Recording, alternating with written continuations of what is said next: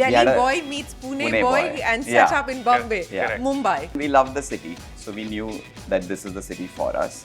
So we were like always being like, we are the underdogs. We are going to do this slowly. How do you come up with the names? Do the two of you ideate, or is it one person and then you kind of bounce the idea off? Who's come up with most names? I'll say it, coming up with names is the worst part of doing things. Worst because it's like everyone a democracy, everyone has an opinion. And there's like no right or wrong. Yes, there's that no is right true. or wrong. Like with Pedro, it took us forever. Bombay Canteen actually was going to be called Tiffin Club before. And like 6 months before we were going to open, and someone opened something, Tiffin something, so we had to change its name. Veronica's actually was the only brand which was the Super fastest because we are on Veronica Street. So and that kind of sorted that kind of sorted, absolutely. With Bombay Sweet Shop also, we knew we wanted Bombay in the name. We've tried I think we've done Sweet Mart, Sweet just Bombay Sweet, Burfi. Bombay Burfi, Bombay Indi, it took too long. Many versions of Bombay. As you look at operating these 6 different brands today, I mean, are you largely going to remain a Bombay-focused, a Mumbai-focused operation? We know we can grow that all over India, but we are taking our time with it. Like he said, the 5th store for Bombay Sweet Shop opens next week. We hope to hit 10 stores by next year. But there's a huge distribution network that Sam can talk about that we've set up in the last 5 years that has helped us grow smartly. At the end of the day, what we're trying to do now with Sweet Shop very intentionally is that we're trying to just figure the playbook out in Bombay first. Make our mistakes here in a controlled environment, which we are really familiar with. Have you been surprised with what this business has finally turned out to be? What has been the most sort of gratifying, but also the most surprising aspect of what you've been able to create? I feel we say it like COVID did have a silver lining for us. From Mumbai to Thane, you get a sweet shop delivered in 15 minutes in any part of it. We've been very intentional on saying we need to hire sharp knives around us. First 5 years of hungering, we had Swiss knives around us. Like when I hired someone, that person could do multi things, right? But if you use the Swiss knife, the scissor to cut a paper, it takes forever. And then we realized that we need sharp knives people. I don't think I've ever heard of a 5-day week for a restaurant business. I mean, how did that come about? We both can't change is the physicality of work, right? Chefs have to be standing for 9 to 10 hours a day. And it was basics, right? Like give them 2 good offs and they come back fresher. It just increases the amount of time they spend with us as a company as well, right? We all need to look at how the journey of an employee is meaningful both ways. You were talking about COVID, and I think that was an existential moment for a lot of businesses, but particularly for the hospitality industry, because you could do nothing till the restrictions lifted. 100%. There's no doubt. I think in our case, especially losing Chef Floyd very early on in the pandemic, I think it was just something that the world had literally shifted beneath our feet. At that time, for social interactions, we all had Zoom. For entertainment, we had moved to Netflix and all that. But food still had to be delivered to your home, and we were like, how can we bring that newness to the food? So Yash, me and the team sat down in my living room and we basically spitballed ideas for a whole afternoon, and we just decided every 30 to 45 days we'll create a new brand, online of course. So it started off with the Sandwich Shack, it went to Pita Shack, which is Mediterranean food, it went to King Fu Canteen, which was Indian Chinese, it went to Thai food, and we just kept the ball rolling till restrictions were lifted again.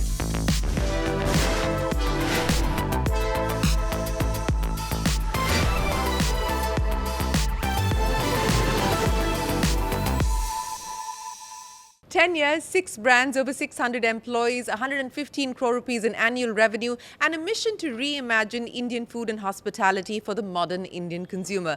Hello and welcome to Young Turks Reloaded. I'm Shereen Bhan. And on the show today, we spotlight Hunger Inc. Hospitality, the force behind some of India's most celebrated dining experiences. Whether it's the nostalgia-infused menus at the Bombay Canteen, the Goan sunshine on a plate at Pedro, or the reimagined mithai at the Bombay Sweet Shop, the venture claims every brand under the Hunger Inc. umbrella is built with purpose, pride, and a deep-rooted love for India. Joining me are the two friends turned co-founders who left behind stable careers to build a business rooted in creativity, culture, and community. Over the past decade, Sameer Seth and Yash have navigated personal loss, resisted the pressures of scale at any cost, and stayed fiercely independent, all while building a team-first culture that's become the very soul of their success. Sameer, Yash, many thanks for joining us here on the Young Turks podcast. It's great to have the two of you here at the Bombay Canteen. I can see all of your brands, or at least three of them, prominently on display here. But, let me start by talking to you. It's a 10-year journey.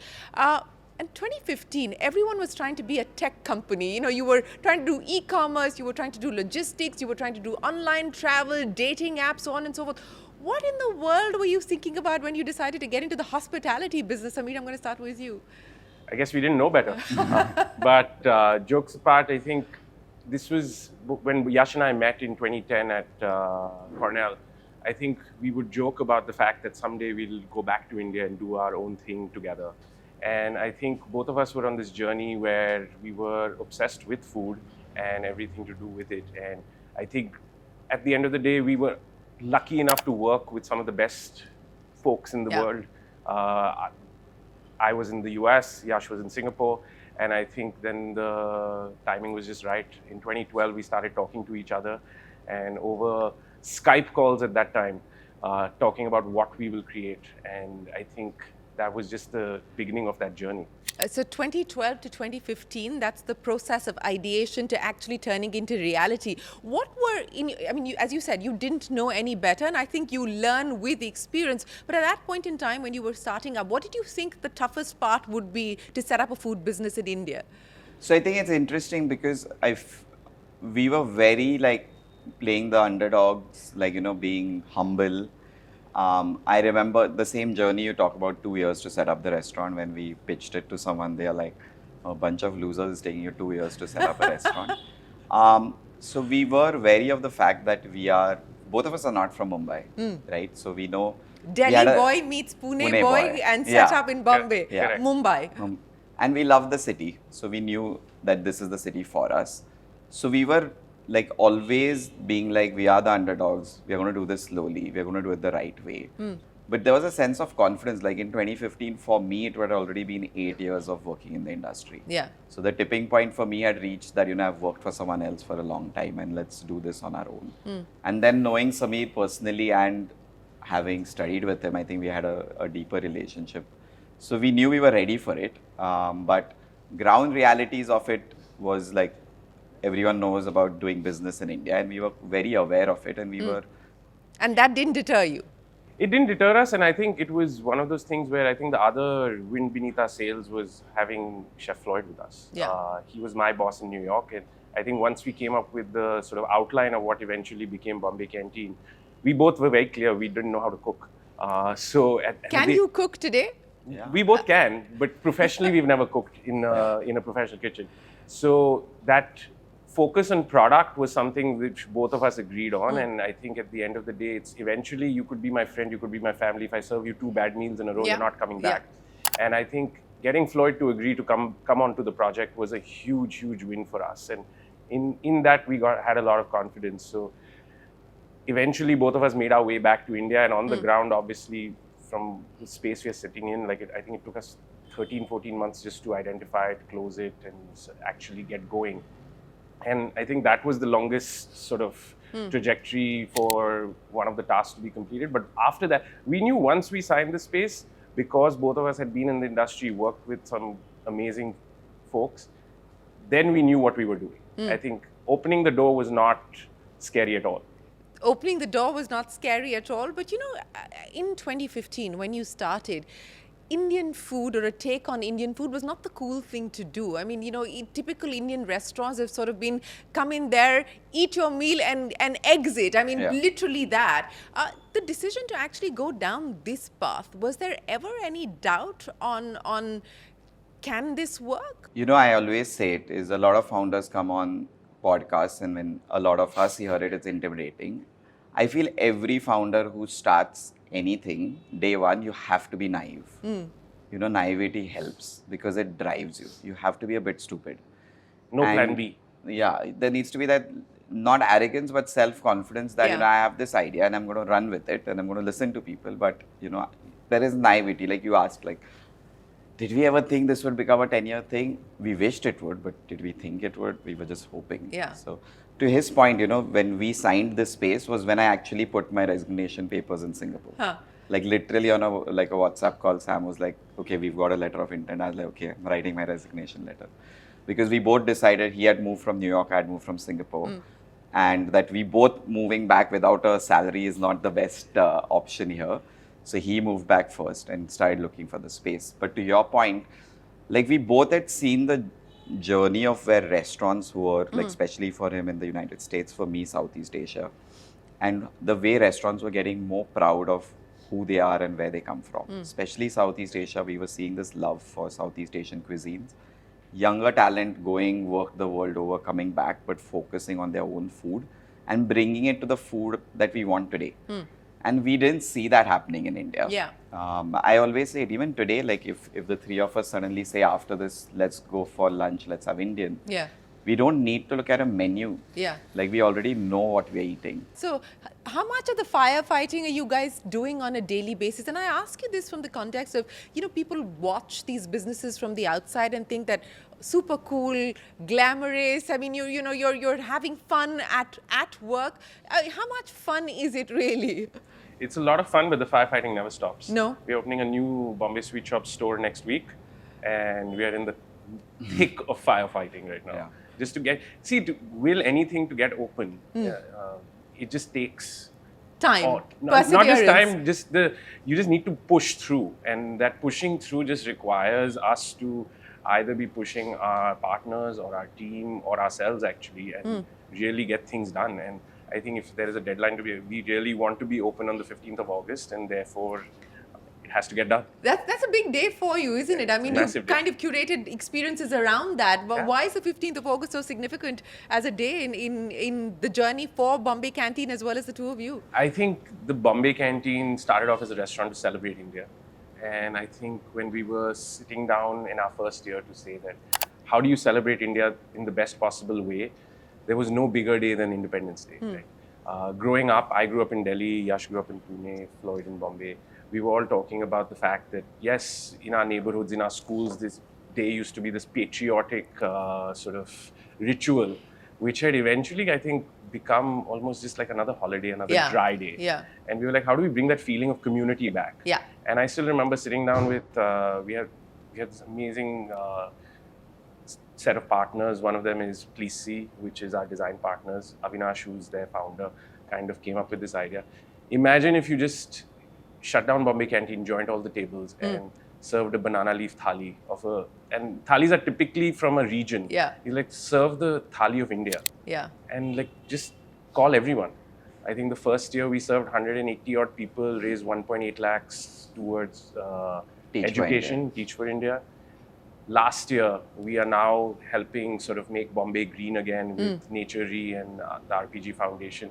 We served over 1,000 people and raised almost 23 lakh rupees. And what's the most amazing part is guests who come every year have now become the servers. So every year, like it's become this virtuous cycle where it just keeps building and building, and it's truly a special day for all of us. Well, it clearly sounds like a very special day. I hope I get to experience it. But speaking of creating experiences, and what we're seeing at this point in time in India is this sort of big move on the experiential side. Everyone's talking about the potential of the experiential economy in India. As people in the hospitality business, you've seen the sort of many cycles played out over the last 10 years. How do you then ready yourself to leverage on what we're seeing happen as far as the experience economy is concerned? I think for us, it's about the team and how do we keep having conversations with them in part of the service experience. What brings a moment of joy to people, and touch and just elevate that a bit more. Dial it up. We were sitting with our Papa's team yesterday to say, okay, we finished a year. When we started a year ago, we had a point of view where we looked at every part of what a guest does when they interact with us and which part do we elevate, right? When do we do a magic trick or when do we tell a joke? It's like theater. But I was like, it's been a year now. Now we look at the other points because I always say there are certain things, someone will always go out and write a review about an experience if it was super great or super bad. No one writes a one in the middle, right? And we need to push the boundaries on the other side. So we keep looking at smaller things. Like I was telling someone, like when you celebrate a birthday at a restaurant, you normally, now everyone expects a dessert platter. Yeah. I was like, imagine, when in a cricket match, someone wins man of the match, you get that big check, like that thing that comes out. Imagine you get the world's biggest greeting card just given to you at the, that's the new magic trick, is it? it's like doing the simpler things that just make people smile. And to the earlier point when we were talking about Indian food, the reason we differentiated ourselves from day one was we said a restaurant's not just about the food, it's about the food, it's about the experience, it's about the hospitality. Yeah. And it's about the cocktails, so it had to all come together well. So we've always had that, like, experience as a word has come out now. I think we are articulating it much better. The language is there. The language is there. It's something we've been speaking about to our teams for the longest time to make sure that we are always there and always keep pushing. It's one of the 6 values. Yeah. Yes. How do the 6 values come about? The 6 values actually, interestingly. So I think when we opened Bombay Canteen, Yash and I were very much on the floor every day. We split roles, whether one of us would be at the door, one of us would be on the floor. Who's usually at the door and who's usually sort of firefighting at the back end? We keep kept flipping. We kept flipping. And we were really bad at technology, so we used to take reservations in a on diary, pen and which paper. I think a lot of restaurants still do. So you're not food tech. No, right now we are right now. Not then for sure. Not then for sure. We've reached a much better level. But that time, and then we used to take the phone home. And people used to call at 8 in the morning for a reservation. I was like let me You're just sleep. getting up and basically pen, paper on the side with the phone. So you're just noting down names and numbers and hoping that once you get to the restaurant, there is a seat for them. And then doing the juggling over there. But I think what we realized a few years later was that both of us operated from a lot of intuition. Again, the intuition came from having great mentors, from learning from some of the best people in the industry. But as we were growing, and I think it was about the 150 people mark, we realized we are not in touch on a daily basis with everyone. And I think that intuition being able to had to be turned into intention, and part of that was creating language around it. Right. And that language turned into the values. We sat down and we really examined what do we really stand for as Hunger Inc. Like what does our culture stand for? And the biggest foundation around that was hospitality first. Like how are we taking care of ourselves? How are we taking care of the team? And therefore we are able to take care of our guests. And that was the beginning of what we kind of stand for as Hunger Inc. And eventually, like it trickled down into 6 values, like from experimentation to curiosity to clarity. Each one of those helps us intentionally now grow the company in ways that we couldn't have even imagined. And that tribe is growing. As you said earlier, we're about 600 people strong and growing from there. But it is the shared language that allows us to do that in the best possible way. I want to pick up on those 2 words, intention and building an institution. So intentionalizing institutional sort of scale. And that's been the big problem with this business, not just here in India, but universally as well. As you look at operating these 6 different brands today, I mean, are you largely going to remain a Bombay-focused, a Mumbai-focused operation because scale is so hard to replicate in this business? I think we say it for our values as well. Bombay will always be the spirit of this company. When we were putting our 6 values together as well, the way we narrate it to our team, when we talk about our values, we tell them one story of how an employee demonstrated the value, but also a story about Bombay, a real story on how someone demonstrated that value. We will not be only a Mumbai city company. We will grow, but we've always had honesty on our side for both of us. We knew when we were starting Bombay Canteen and then we did Pedro. After doing these 2 restaurants, we knew that these were going to be experience-led restaurants. And scaling experience-led restaurants in India is easier said than done. Every state of India behaves like a different country. Yeah, right? With a whole different set of approvals that you have to go through. And not just approvals, it's also taste buds, right? People, different demographics, what they want, the time at which they eat. So we were very focused to say, okay, these 2 restaurants, great, they're creating the goodwill, they're creating the right experiences for people. But the next brand we intentionally want to build should have a product focus to it, right? But it will come under the Hungering umbrella of celebrating India through food. So which is the Bombay Sweet Shop essentially for you? Yeah. So that's a brand we see growing because it's a product-led brand, but at the end of the day, it's an agent of joy. Like you open that box, it brings a smile to your face. And we can do that not just to the people who come within the four walls of a restaurant. Now the box reaches your home. So we know we can grow that all over India, but we are taking our time with it. Like he said, the 5th store for Bombay Sweet Shop opens next week. We hope to hit 10 stores by next year. But there's a huge distribution network that Sam can talk about that we've set up in the last 5 years that has helped us grow smartly. Yeah, and the back end, I think that's where all the magic truly happens. Yeah. The Correct, front end is absolutely. where you experience it, but the back end, the kitchen, quite literally, is where it happens. To your point, like scale is a function of process. It's not a function of creativity. And yes, the creative spark obviously leads to delightful products that bring joy. But at the end of the day, what we're trying to do now with Sweet Shop very intentionally is that we're trying to just figure the playbook out in Bombay first. Make our mistakes here in a controlled environment, which we are really familiar with. So right now we have 16 dark stores, 5 retail stores, and we are learning a lot. We're learning month on month. No 2 Clearly weeks. not taking orders on the phone anymore. Yes, anymore. as in we've sort of evolved so much since 2020 when we opened, where we were just starting to stitch together what it means to be serving food that lasts over time, right? Usually with our background in restaurants, we were basically cooking it in the kitchen and serving it to you on your table. But there's a whole different level of expertise and technicality involved in actually making food taste great later on when you open that packet. So that for us has been the true sort of marker of how to scale, because we are now at the stage where we are creating the systems and foundation to be able to take it to other cities. And to Yash's point earlier, we're going to still take our time. I think in building brands that last the test of time, you can't take away time as a variable. Yeah. At the end of the day, people need to discover you, people need to learn how to just interact with you. And that's why we've also very intentionally stayed away from just opening cloud kitchens. At the end of the day, you want to be able to touch and feel the product. You want to go and experience the service in a way that allows you to actually build that relationship with the brand, and that's what's happening at Bombay Sweet Shop right now. You know, you talked about the fact that you're not doing cloud kitchens as part of the 6 values that drive the business and drive your strategy. Are there things that you're absolutely clear about that you will not do? Is there a list of will not do, can't do on the table? I feel when we originally started Sweet Shop, there was a list of things that we wouldn't do from a product point of view. And these were more just to give much more clarity to our team members on the way they need to start thinking.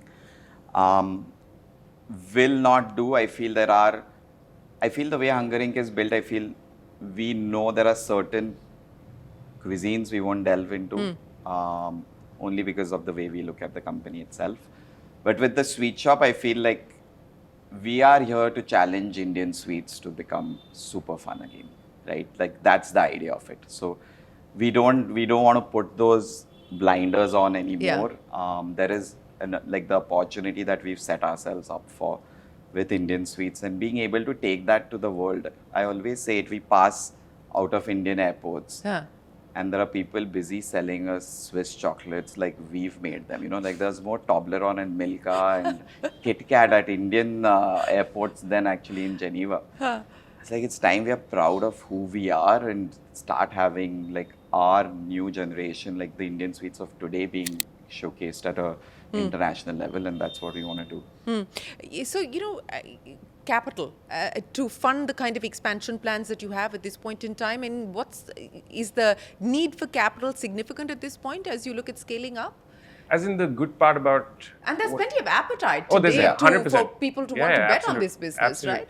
I think we've been also very thoughtful about the way the restaurants and Bombay Sweet Shop kind of interact, right? Like we have been fortunate that the restaurants run well and they are able to fund Bombay Sweet Shop's growth. So, and we've got a great set of investors already who've been sort of helping us on this growth journey. So, like you rightly said, there's no sort of shortage of capital at this point. And we are also trying to figure out our plans in terms of how to best use the capital. I think the misnomer today is the moment you raise, you're successful. Yeah. But money wants to make more money. So I think we've been, again, patient on that front too, in terms of who we partner with, because at the end of the day, patience is actually more important than the capital. No, absolutely. Patience and perseverance crucial for a business like this. But you were talking about one of the values being, of course, ensuring that you stay true to hospitality and treating your guests right, but employees as well. And that's been a big part of your story. I mean, I don't think I've ever heard of a 5-day week for a restaurant business. I mean, how did that come about? What was the thinking there? Actually, it was early 2019 when we said, we'll do this. And at that time point, we were 120 to 140 employees. We had 2 restaurants only at that point, and we said it's the right time to do this. And we started, by the time we put it in place, it was the end of 2019. And the idea of doing it was because, for me, now it's 18 years of working in this industry. And I look at myself as well, saying when I was 20, my first job as a waiter, we had 4 offs a month. Right? But I didn't care. I feel like I had energy, I was running around like crazy. And if I look at myself now, it's not the same. And as the same thing with this industry is burnout. What we both can't change is the physicality of work, right? Chefs have to be standing for 9 to 10 hours a day. The hostess at the desk. Not if you're Elon Musk and you now have robots in the kitchen. Could you imagine that? I mean, can you imagine that? I genuinely feel taste is something that the robots won't be able to. We always tell every cook out there, taste the food before sending it out. I'm hoping the robots don't reach that phase, because then both of us also will get thrown out. But yeah, that was the idea, that if we can give them 2, and it was basics, right? Give them 2 good offs and they come back fresher. It just increases the amount of time they spend with us as a company as well, right? We all need to look at how the journey of an employee is meaningful both ways. It's meaningful for the business owners and founders, but it's meaningful for the other person. And that's where it started from. So did you see attrition drop, for instance? Did you see productivity go up after you made this change in 2019 or moving to a 5-day week? And did you have all your other peers calling you up and saying, what the hell are you guys doing? So till now, I've had a couple of peers ask how we do it so that they can also figure out the structure of it. It's interesting because we've had to have a conversation with the team members on this, right? A big part of, as an employee, or remuneration in this industry is also tips, right? Now, if I have to do a 5-day work week, increases the workforce and reduces the amount of tips per person. So to ask them, how do we want? So bringing them into that conversation truly helped. We've had definitely people stay with us longer, right? So attrition does drop over time. But what I tell people is, when people ask us this, I say it's not going to happen in your first 2 years, because even getting the message across takes time, right? And after that, we've kept evolving. So we do something called as the founders meet, when we are talking about these 6 values, and we say an employee within 6 months, all 620 of them, at some point need to meet us in the first month itself. So we do sessions with 20. And I remember at the end, we always open it up to questions. And the youngest, a girl asked us this question saying, what is Hungering doing for mental health? And this was right after COVID. And I like that she asked the question, because a lot of times you open it up and you don't get questions. So, and I was honest to her to say, it's a great question. And I know my answer to you will be a very bureaucratic answer. And at that point, we used to work with a company which had a helpline for our team members where they could call and talk to it. I was like, we have that. Is that the best thing we're doing? No. And I was also open to say, I go for therapy and I know how important it's to me. So I asked her, do leaders in your briefing talk about it? And she's like, some leaders do talk about it and they tell. But she's like, I don't want to call a person and just speak to them about my problems. I need to know who that person is. So I was like, okay, I don't have something. Give me a year to work this out. So the next year, working with our people team, the first thing was, if we are working with an insurance provider, they will cover all mental health requirements. So it's about thinking for the future and also being honest to the team that I can't do this now for you, but I will work towards it. And we've been able to do it. So that is something that really helps. Now to tell people when they join that yes, you have health insurance, but if you have Yeah. any issues with mental health, we have something for you. And I think people appreciate that level of honesty. But you were talking about COVID, and I think that was an existential moment for a lot of businesses, but particularly for the hospitality industry, because you could do nothing till the restrictions lifted. And of course, they lifted in a manner where you could start with takeaway and delivery and so on and so forth. But it was a trying period. Was that the hardest point in the existence of the company so far? And what did that experience teach you about how you want to reinvent for the future? 100%. There's no doubt. I think in our case, especially losing Chef Floyd very early on in the pandemic, I think it was just something that the world had literally shifted beneath our feet. I think the first wave that hit us, we just got back into the restaurants. I think Bombay Canteen was shut for about 10 months, but at Pedro, we basically started running all the brands, and it was delivery only. And we just started in some way, shape, or form. But slowly, as restrictions lifted, I still remember I think we were putting plants in between tables at that time to allow for the right yeah, distancing, yeah. and there were all sorts of fun solutions being thought of with the 50% occupancy restrictions. The second wave, when it hit us, we truly said that, how do we take this on our terms? And I think we went back to what makes us happiest. We are happiest when we are creating. And as we were thinking about what we should be creating, we also realized what we were missing. We were missing that joy, and we were missing the comfort of like just great food coming to you, right? Think about it. At that time, for social interactions, we all had Zoom. Yeah. For entertainment, we had moved to Netflix and Yes. all that. But food still had to be delivered to your home. And Yeah. we were like, how can we bring that newness to the food? So Yash, me, and the team sat down in my living room, and we basically spitballed ideas for a whole afternoon. And we just decided every 30 to 45 days, we'll create a new brand, online, of course. So it started off with the Sandwich Shack. It went to Pita Shack, which was Mediterranean food. It went to King Fu Canteen, which was Indian Chinese. It went to Thai food. And we just kept the ball rolling till restrictions were lifted again. Yeah. But I think it gave this momentum to the team in such a different way, where we were just not sitting around waiting for the world to come to us. We were going to the world. And I think we were talking about mental health earlier. Like, I think that really helped switch something at that point. And fortunately, I think there was one more lockdown after that, but I think it at least got us going again.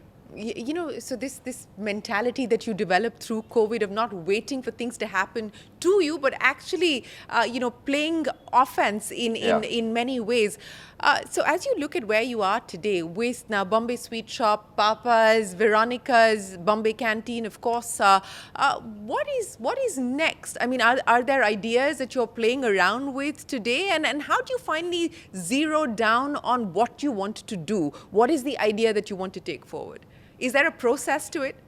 Now there is, I feel, to what Sameer spoke, the idea of intuition to intention, that happened in the 2 years of COVID, because we had time on our hands. Like, it was, I think I still remember us sitting down and starting putting documents together to say, what do we want to do? Like, where do we want to go? And now that's become a much more, like, I think it just helps clarity between both of us more. And if we have that clarity, it translates to the team. The message is very clear, is the restaurants itself. We have Bombay Canteen, Pedro, Veronica's, Papa's. All four of them become institutions in the city, right? But they've also become R&D centers for us, for our growth channel. We at Bombay Canteen have had a dessert called as a coffee rasgulla tiramisu, which was loved over here. It's divine. Divine. And in a week, you end up selling maybe 100 portions, right? And we were at one day being like, we had a problem statement at Sweet Shop saying at Bombay Sweet Shop, people were looking at us only at festivals because Indian sweets sell during festivals. Yeah. And we needed to create something for every day. And we were like, oh shit, we have this great dessert here and it has rasgulla. It speaks about new age Indian sweets. Why don't we put it at Sweet Shop? And now we sell like 3,000 portions a week of it, right? So the synergy these two businesses have created with each other is great for us. And even the team understands the growth that happens is happening on the sweet shop side, but they, even from the restaurant side, are channeling it. So they see personal growth for them in the So the company restaurants happening. have actually become the incubators for Yeah. the innovation then that is Exactly. taken forward to the Absolutely. sweet shop for mass distribution. But you talked about the fact that sweets and so on and so forth have been very occasion oriented. For a business like yours, creating recurring moments, you talked about the large greeting card example. To create these recurring moments, how much time do the two of you spend on being able to do just that? Like, what is there a calendar that you look at in terms of what those recurring moments are that are great for the business, great for revenue as well? Absolutely. I think our calendar is very much driven by, especially on the sweet shop side, is very much driven by the festive nature of the year. I think for us, that also helps decide like what are the gaps in the calendar. And there we try to truly sort of say that what can we do to create joy. Earlier this year, for example, Bombay Sweet Shop was turning 5 years, and we tied up with 5 of our guests and we collaborated with them to create these 5 amazing products, which then through the summer they were being sold, from popcorn to new candy bars inspired by someone's memory in Bombay to kachori. All of these sort of came out of other people's minds. And I think that telling those stories in that way, along with these 5 individuals, truly sort of gave us a way to bring that joy, like in the summer where there's nothing else happening. And that's one example of it. In other terms, even collaborations such as the ones we are doing with Starbucks right now. So Bombay Sweet Shop's available across the country with Starbucks, at Starbucks stores, where we are constantly chatting with them on how do you create really interesting products in which fit that environment in the store. And so those are the kind of things that are keeping us busy. So more partnerships, more collaborations. Absolutely. Do you see that as the way Absolutely. forward? 100%. And I think it also keeps it really interesting because from that perspective, it pushes us to think beyond what we would normally do as ourselves, and it puts us in other people's context and allows us to think beyond what we would normally do. What you're saying reminds me of that Forrest Gump line, life is a box of chocolates. Yeah, exactly. So have you been surprised with what this business has finally turned out to be? What has been the most sort of gratifying, but also the most surprising aspect of what you've been able to create? I feel we say it like COVID did have a silver lining for us. When we opened Sweet Shop, we literally opened 7 days before the first lockdown. So it was a brand born in like the COVID time, and it's actually started as an offline retail brand. And during the 2 years, we had to pivot to the online model where we became a strong D2C player, then realized the potential of the aggregators. So to his thing about the distribution network, now from Mumbai to Thane, you get a sweet shop delivered in 15 minutes in any part of it. And that's been like, for us, like to your earlier question, is it just us? Is we've been very intentional on saying we need to hire sharp knives around us. First 5 years of hungering, we had Swiss knives around us. Like when I hired someone, that person could do multi things, right? But if you use the Swiss knife, the scissor to cut a paper, it takes forever. And then we realized that we need sharp knives people. So our head of marketing, our creative director, these people have worked with other companies and helped them grow, and they come with their own abilities and they know better than us. Correct. But we have that intuition, we have what hungering has for. Yeah. So you're the Swiss knives and you've got the sharp knives around around us. you. Yeah. And that's helped us, like, I think, grow in the way we want to grow itself.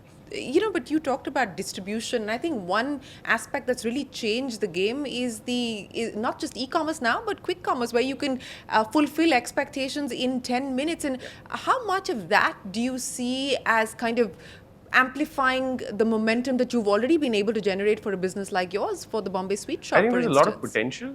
We are not on quick commerce currently because, to Yash's point earlier, we now have a network of dark stores across the city which we operate, where pretty much in 15, 20 minutes. So you want to do your own thing. You don't want to necessarily... For now, because also just the sheer sort of menu that we can offer on our own is very different from what would happen on a quick commerce sort of channel right now. And for the stage where we are at, this makes a lot more sense than being on quick commerce. But is there potential for it as all our behaviors change, where we get more and more used to these channels? Absolutely. I think it's. I think 10 years ago, none of us were ordering in that much in terms of food. That has fundamentally changed, and I think with technology, we always think of technology as a great booster of what we are already doing. That hospitality first sort of. So you're now more food tech than you were before. Oh, 100%. Yeah, we have a whole team which is looking at it constantly. So. You were talking about how the business has changed and evolved. How have the two of you changed and evolved, especially in the last 5 years post-COVID? I think on your Instagram bio you say, angry, not so young man. Yash, what are you angry about today? I feel today, I do feel like, there are things about, in the first 5 years, if people looked at me and they thought he's always angry with something or the other, but I've been able to channel that level of anger.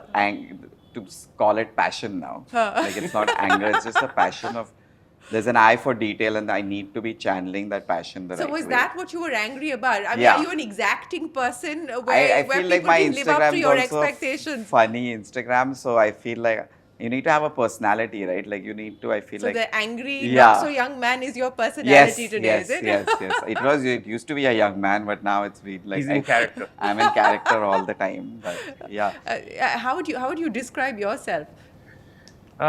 Let me ask you, how would you describe him? He's got like a philosopher's soul. Chemistry with chemistry honors with a philosopher's soul. Nice combination. I snuck into those philosophy classes. Yeah. So what makes the two of you tick? You're constantly in each other's space. Do you feel the need sometimes for some distance, or not yet? As in, it's been 13 years and not yet. Actually, even when we are vacationing, we are going to places together. So I think we are very, very comfortable in each other's space. But I think what makes us tick, as you asked, I think there is this radical honesty. I think there is this way of being able to say what's on our mind. And sometimes it might not be immediate, but it's always said. And I think that truly has allowed us to sort of continue building the foundation of our partnership, because there is absolute trust and there is that honesty that if something happens, we've got each other's back. And I think that's truly what just allows us not to think about it. I don't think about it. What's the most brutally honest thing he's told you? I feel like for example, he saw me 3 days ago. We were supposed to do a workshop for someone. And he's looked at me and he's like, "You're shaking. You're really not happy with something." And I was like, "Yeah, I can't believe you can see it." And I just got off on a call fighting another fire. So you were actually angry. Yeah. That does happen. That does happen. So like to be able to like say it, right? Like and it's taken us time. Like our first fight we had was right here at Bombay Canteen. What did you fight about? The stupidest thing, like it was a printer. We was fighting about a printer. Like about something that needed to be. So I had worked in New York and there was this system we used to follow where as soon as, say, you walked in and you were a regular, there would be these 4 slips printed, which would tell the server, the manager, the chef, the bartender what your likes and dislikes were. Right. And I came with this, we have to do this from day one, have to. And Yash was like, "Listen, we've not even taken our first baby steps towards figuring out service yet. Don't do this." And both of us got into an argument right by the front desk, and actually Floyd took us aside and basically told us that you guys can argue, debate as much as you want, but in front of the team, you're one front. And I think it's like parents, right? Like that's what you do in front of your kids. Like you can do whatever you want to do at the back, but put up a united front in front of the kids. We do say to our leaders a lot that we encourage conflict, like challenge the idea, not the individual, because it's important, and challenge us as well. Challenge the ideas we are putting forward, and it's important, I think, to do it. We are brutally honest. I think I'm more brutally honest with him. I kind of figured that part out. Yeah. Without having like, known you for 13 years. He does not like being on social media. So like I take a video of him and put it up on social media to ask him some brutally honest questions, which I don't think he appreciates. I mean, in this day and age, to not be on social media in a customer-facing business, how have you managed that? have him. As simple as- he does that. He does that part. Exactly. He does that The part. world can for handle you. only one. Yeah. The world can handle only one. That's true. But as people who are looking at getting into the hospitality business, who are looking at starting up a restaurant today, what is it that you would like to say? What have been your biggest learnings that you believe people should take away from? I think the best thing is to not do it alone. It's a thankless business on certain days, and you really want that, not just a sounding board, but someone to vent to, someone to do it with, because at the end of the day, we do this, we are all in this business because we love food, we love everything that goes with hospitality, but the reality, the sort of nuts and bolts of this business is just, there's a physical nature to it and it's hard. And doing it alone, I think, to what Yash was saying earlier about burnout, like that is very, very real in our industry. So if you can share that load and have that partner to do it with, that's absolutely the way I would go about doing it again and again. The physical aspect of this, of course, I think everybody realizes because you're pretty much on your feet 24/7 virtually. But the emotional aspect of it, because you are dealing with people at the end of the day. You're dealing with employees, but you're also dealing with Yes. customers. And there's a lot that you actually take in or are forced to take in sometimes as well. How do you deal with that? It's not easy. I feel with our latest baby papas, we deal with it a lot in the nastiest way possible. Really? Yeah, and I feel like as owners/founders, we've always put the ownership level with our team members to say if someone says something which is out of line, you have every right to say it to them saying, I don't want to have this conversation with you right now, and we'll give you a call back in an hour.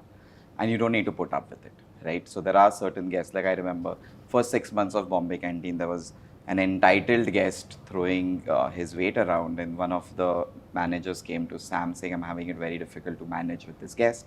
And he used a couple of words, and Sam walked over to the guest and asked him to leave. And seeing Sam do that, I think set the tone for what our team will be on day one. So I think those kind of things help. I feel it does piss you off. We are lucky both to have friends, partners with us on our side who are ready to deal with it when we go home and vent about it. Thankfully, I have a dog, which is the best thing in the universe. So I think Unconditional love. unconditional love. So I think you find things that you take your mind off things. So you learn to deal with it. And but as someone young who wants to get into the industry, you have to get your hands dirty. Be in the trenches. Be There's in the no other trenches. way. There's no other way. And it doesn't matter. I say now the people opening restaurants, you don't need to be from the industry. You don't need to be a server before, a chef before. But you need to be ready to get your hands dirty from day one.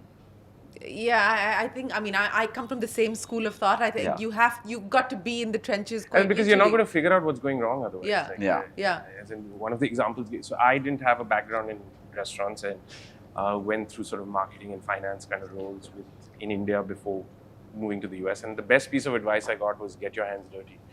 The example that was given to me is you can look at a P&L and say that, oh, cutlery is missing. But will you realize really why it's missing or the costs are going up? It's probably because the servers are just tossing them out. It's a very real reason why suddenly your costs will shoot up. But you will not realize that looking at a computer screen. You have to be on the ground to actually realize what's happening. What has been the biggest mistake that you've learned from that you believe that it's just you hopefully will not replicate as you move forward and scale further? I feel it's a good question. I feel there were instances of where we looked at something else and said, oh, let's put this in. And I'll give you a simple example. It's Bombay Canteen, right? We are sitting here. Restaurants in India function lunch and dinner. Yeah. So and you want to make them sweat through the day. There was this explosion in the middle of chai startups. Yeah. Ki chai deliver karenge to, to your office. And we are sitting in a, Kamla Mills, which there are lots of blue-collared offices around us. So we're like, oh, even our team is doing nothing during Chai deliver karte. Chai delivers. So, and overthinking happened. We made 15,000 of these. Yeah. We made 15,000 of these really nice looking cups. And we went out and found at that time, text, when you used to, our last 4 digits should say chai. So got a 1-800 phone chai. Yeah, like, and our team will come to your office with like chai and a hot mawa cake because we used to make Yeah. mawa cakes. And we launched it. We did this huge campaign for it, like, and we sold like 8 cups the whole year. That's all. Yeah, yeah. Because like chai in an office is more a social thing. You Yeah. want to go to the chai wala because you want to be away from your boss. Yeah. You don't want it delivered to Yeah. your thing. And you don't want to pay 100 rupees for it. No. You want to pay 10 rupees for it and you want to have a smoke with it. So understanding the social context of certain things. So like whenever you look outside and say, oh, someone's doing that, let's do it. Take a pause and like think about it. And does it really work within your brand? Does it work within?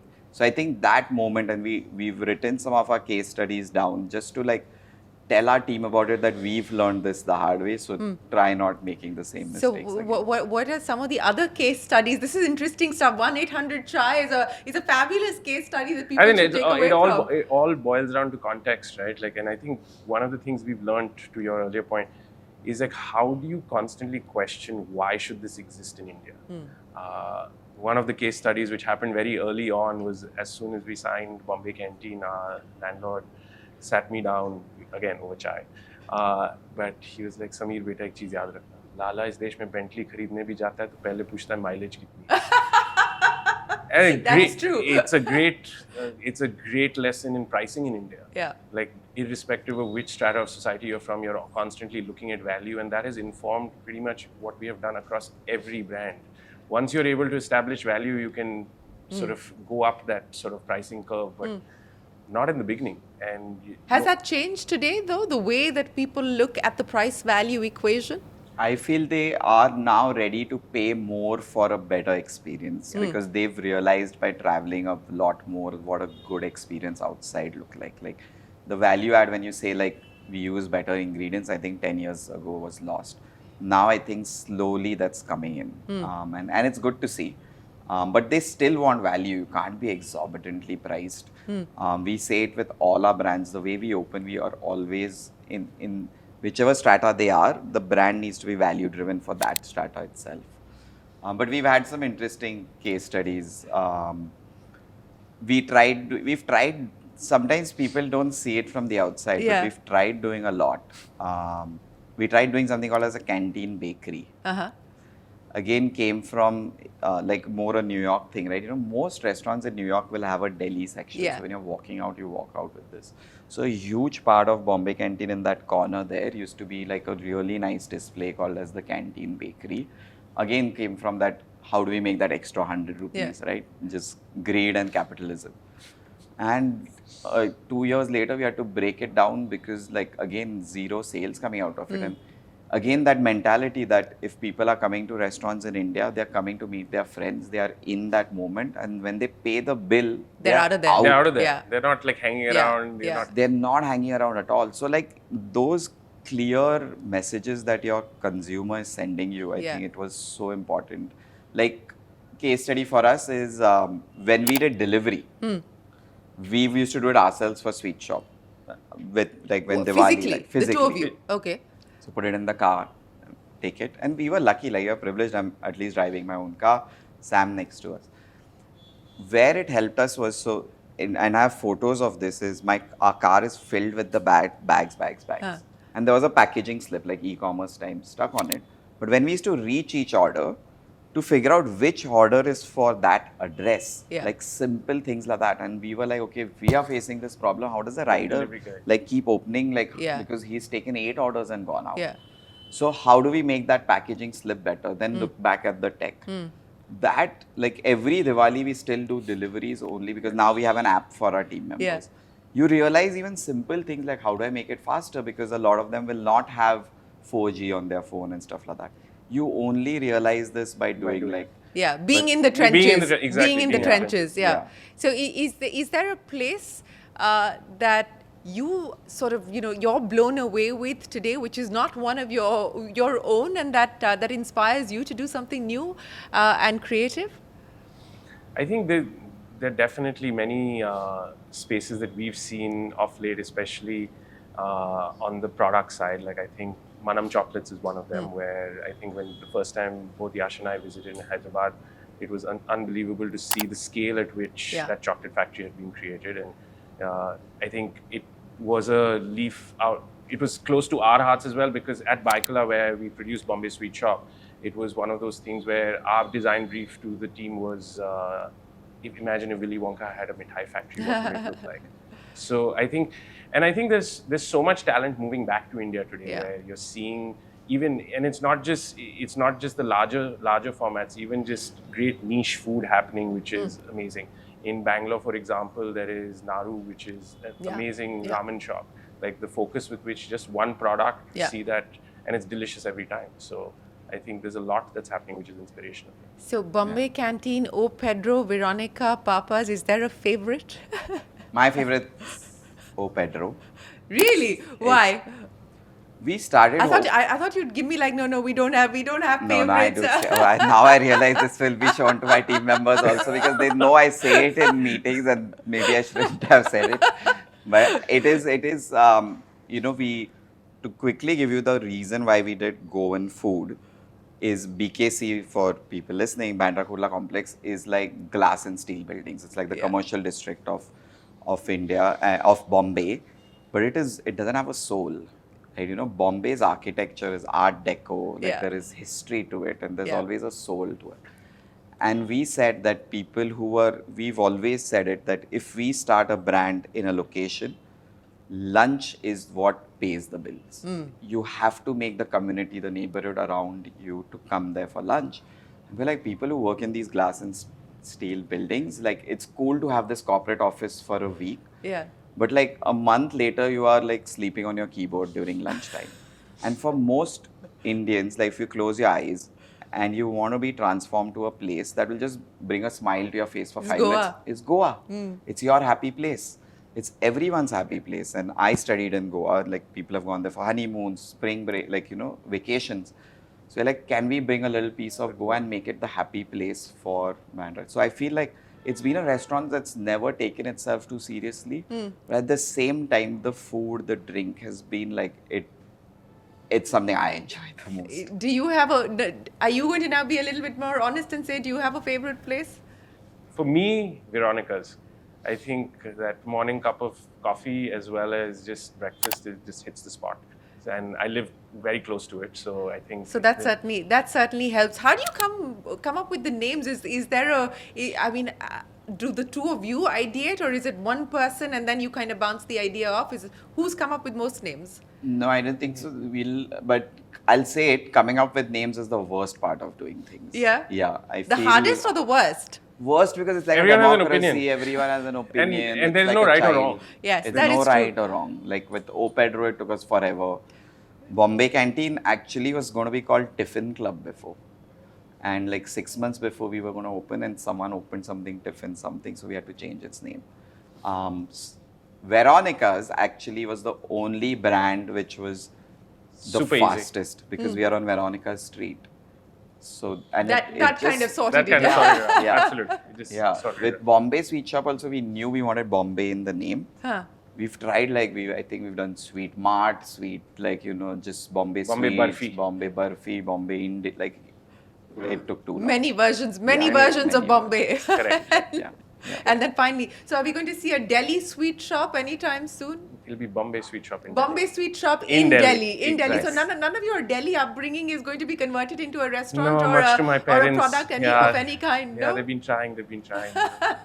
But Sweet Shop will definitely get there. And never say never, right? Like, Yeah. I think there will, I think opening restaurants is not an easy business, as we were No. talking.